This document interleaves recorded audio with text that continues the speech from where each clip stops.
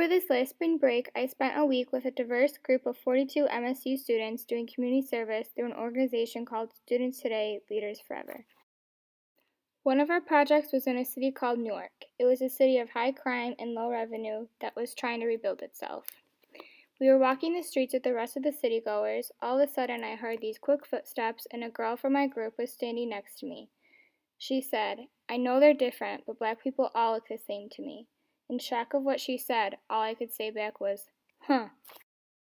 This is an example of social inequality because looking at one race as all the same is not viewing them in an equal way. The majority of the locals were black, and she treated this label as meaningful.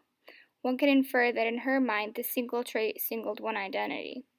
In sociological terms, she refined this socially constructed label. The use of "I know they're different" could connect her with the term prejudiced non-discriminator. The statement as a whole shows a feeling of rejection of equality, a prejudice, but the beginning statement reveals a fear of being seen as racist. She had these prejudices, but from what I saw, she never acted on them in a discriminating way.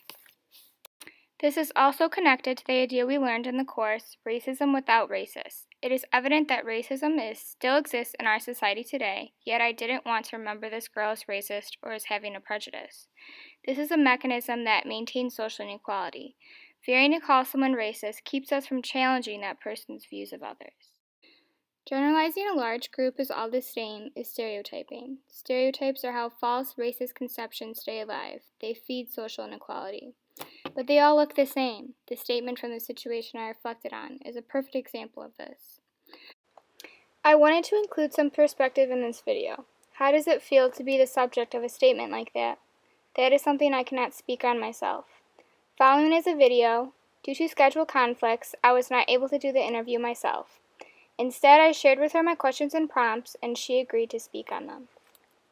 From what I know, making a statement like that is categorizing an entire mass group of people into this one idea.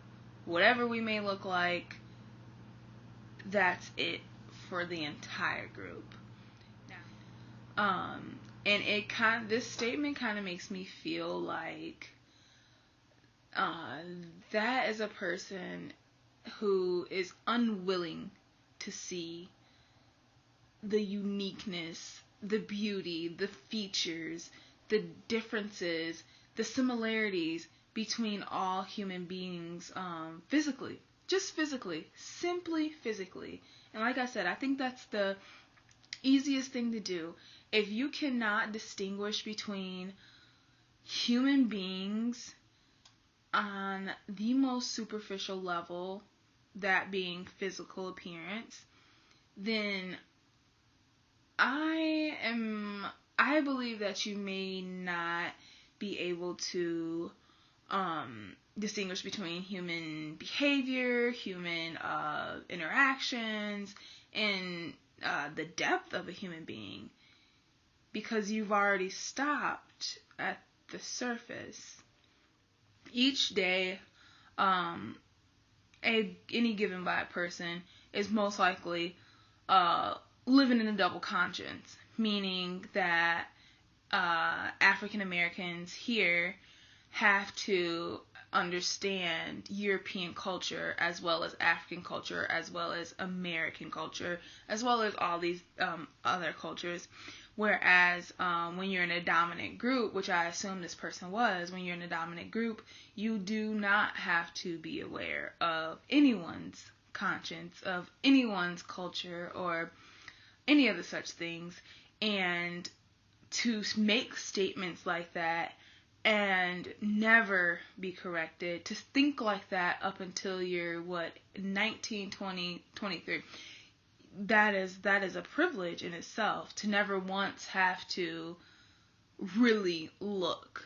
I believe that when we try to solve these problems without going to the depth and the root of the problem, we're just simply curing the symptoms of a really, really disgusting disease. And what we try to do is we want to glorify all of our great moments in history, and we want all of the assets, but no one wants to take care of the debt. and that debt being, you know, the things that African Americans face here in America. The girl in my story was a foreign exchange student from China. I thought that I'd just been exposed to more diversity than she had. What she said bothered me, but I mindlessly normalized the situation. This thought didn't make things right, but it made it easier to move on and ignore. Thinking about the situation, respectfully saying something to her would have been a better response. Although I was at a loss for words at the time, there were other times I could have said something. I wish I had explained to her that no matter what your race, gender, or sexuality, everyone is different and unique. It is not right to view a group of people as all the same. That will never be true. By saying that, I probably would not have changed her views instantaneously. However, if I challenged her views, maybe she would have reevaluated them. In the spirit of a rebuilding city like Newark, I let that slip by. My individual choice or agency of not challenging the ideology from the situation presented affected a larger social structure of social inequality, more specifically, inequality for African Americans.